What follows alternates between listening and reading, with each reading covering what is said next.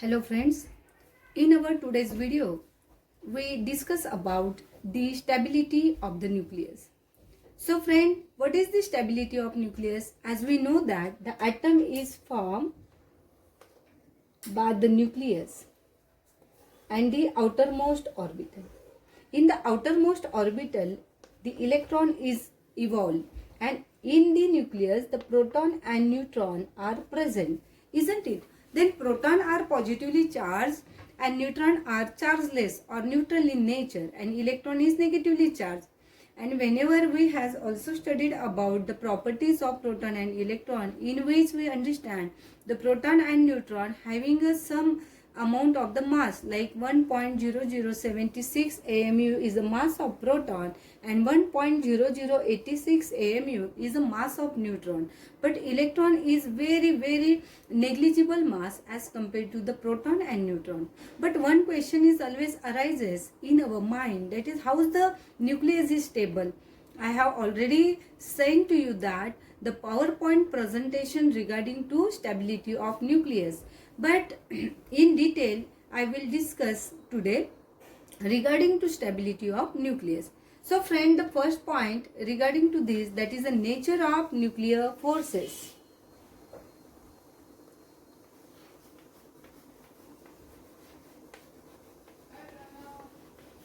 Nature of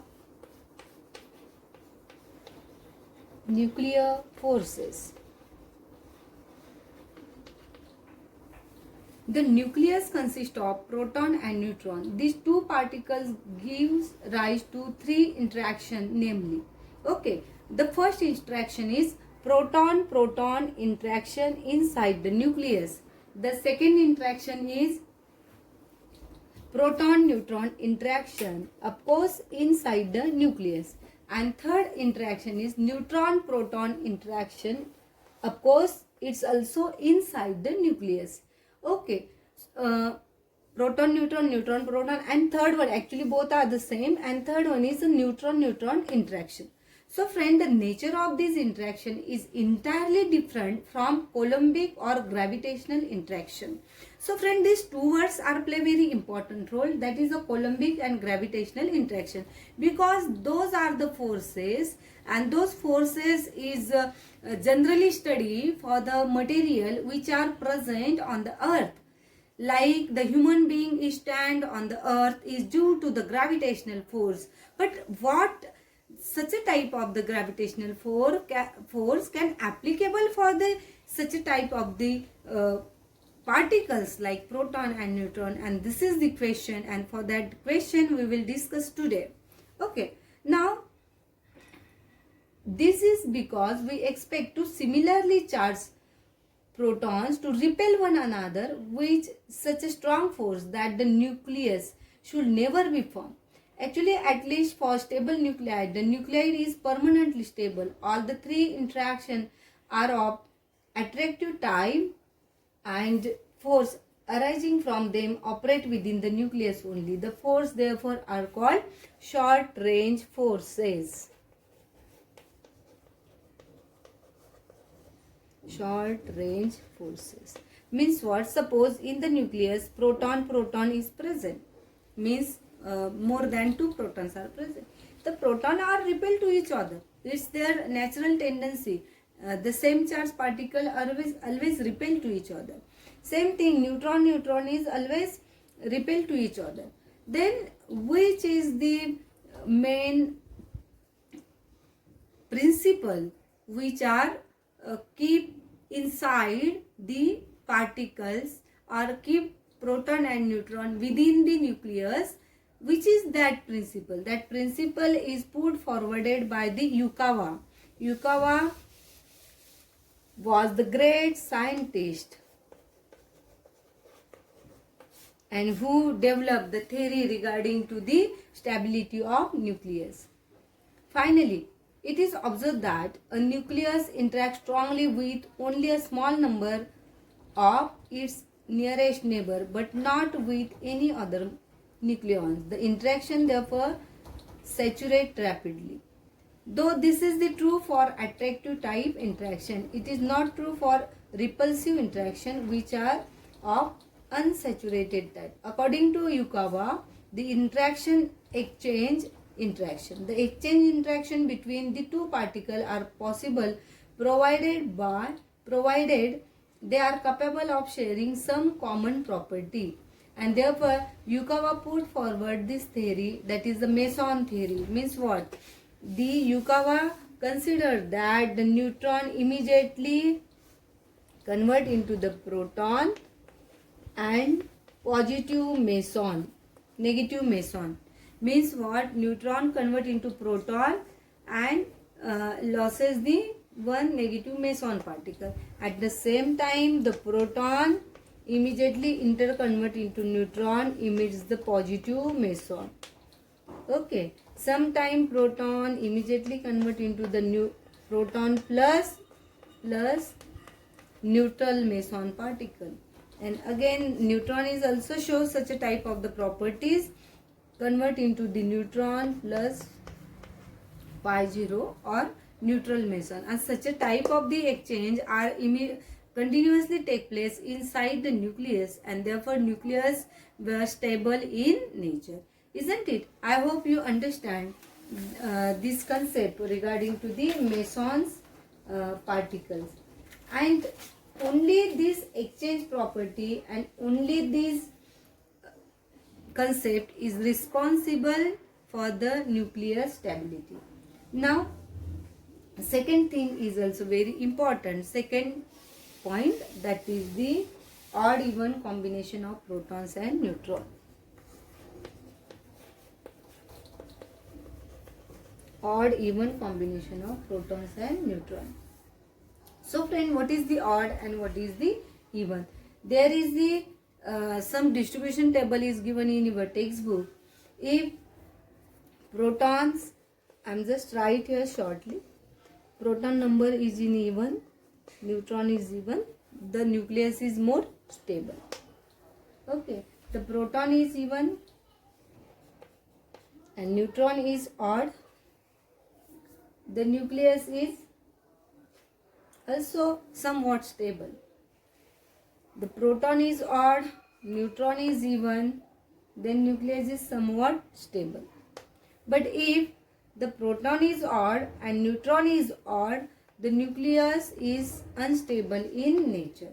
Okay friends, so in the even nature, there is 165 element were found in the nature, or the such a type of 165 isotopes are present.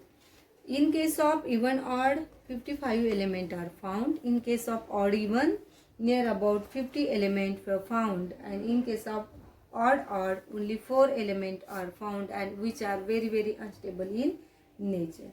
And so on this basis, the scientist is concluded that the odd number of proton and odd number of neutron containing element having having a even number of mass number, and therefore those are also unstable. But even odd and odd even combination containing proton and neutron having a atomic mass number is odd, and therefore those nuclei is also unstable in nature.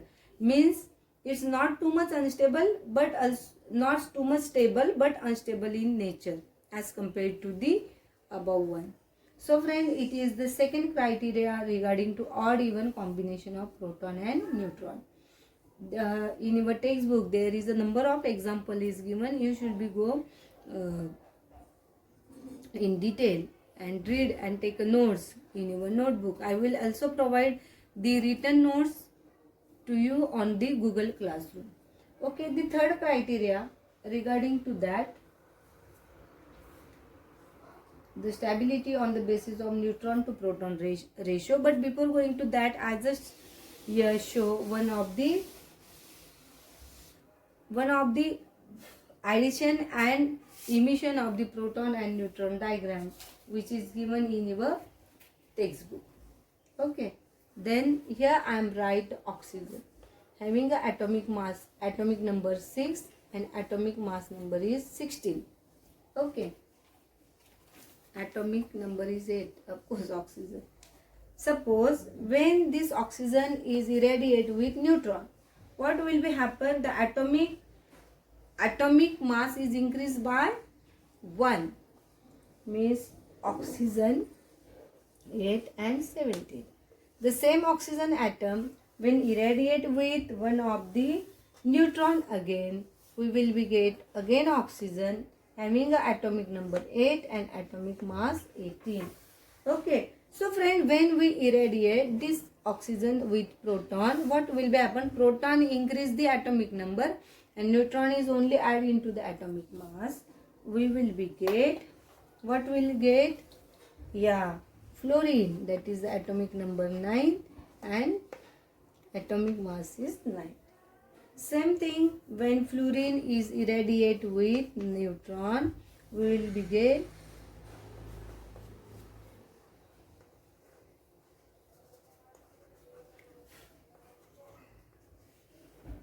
okay, and this is the unstable in nature. Why it is unstable in nature? Because look toward this is a 9, means atomic number is 9 and neutron number is what?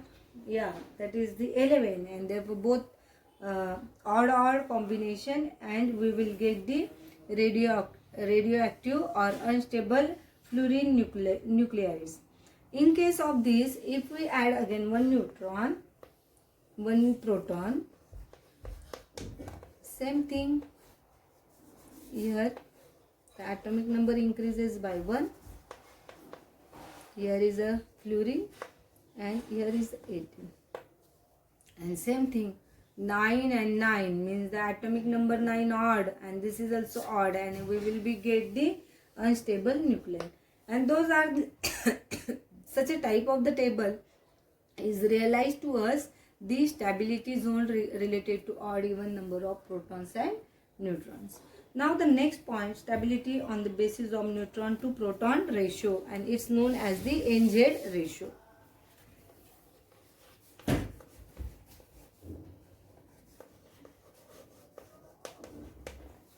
The detail regarding to this NZ ratio I have already provided you in the PowerPoint presentation with a proper graphical form.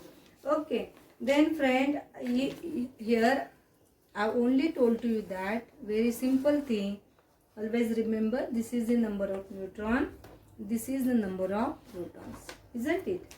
And this one line, this line is N by Z is equal to 1. Okay, and if there is some strip is shown in this graph, and this strip is like this, and this strip is related to neutron to proton ratio or NZ ratio is greater than 1.536, means greater than 1. You always remember this thing. And here is also some cases, there is NP ratio is less than 1, means what? NP ratio is less than 1. In this case, NZ or NP ratio. Okay, NZ ratio is greater than 1, and here this line is equal to 1. Then what will be concluded? That the stable nucleus of the light element up to atomic number 20 consists of equal number of proton and neutron. For example, the nucleus of calcium with atomic number 20 consists of 20 proton and 20 neutron. Hence, NZ ratio is 1. Same is true, and in that case, when NZ ratio is 1, that time nucleus is almost stable in nature, isn't it? And there is the two cases. In one case, NZ ratio is greater than 1 and NZ ratio is less than 1. That type the nucleus is somewhat, the nucleus is somewhat unstable in nature. In your textbook, the statement is given that the element that follow calcium, the number of neutron in their nuclei exceed the number of proton, which makes the ratio N by Z greater than 1. This means that for the stability of this nuclei, number of neutron exceeding the proton, are required in case of stable isotopes of heavy elements such as lead, uranium, thorium, etc. The atomic mass number is greater than 100 are the heavy elements which having the NZ ratio is always greater than 1, and such nuclides are not unstable, they are radioactive in nature. So friend, it is the third point regarding to the stability of nucleus. And now we discuss on the fourth point. It's very important, that is the stability of nucleus in terms of binding energy. So friend, this point is very important, not only for the stability of nucleus in the theoretical background, but also for the calculation or also for the numericals which will be asked not only in theory examination but also in the NET, SET, GATE examination. So therefore you should be remembered in case of stability in term of binding energy. This is the fourth point. Okay.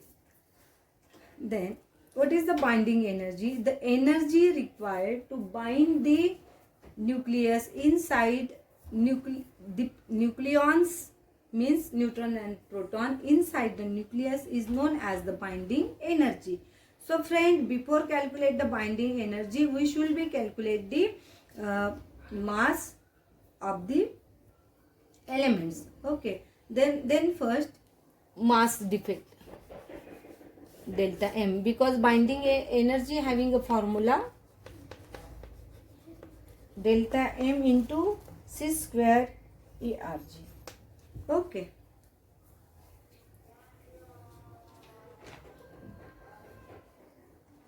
Or binding energy is also calculated in the form of mega electron volt.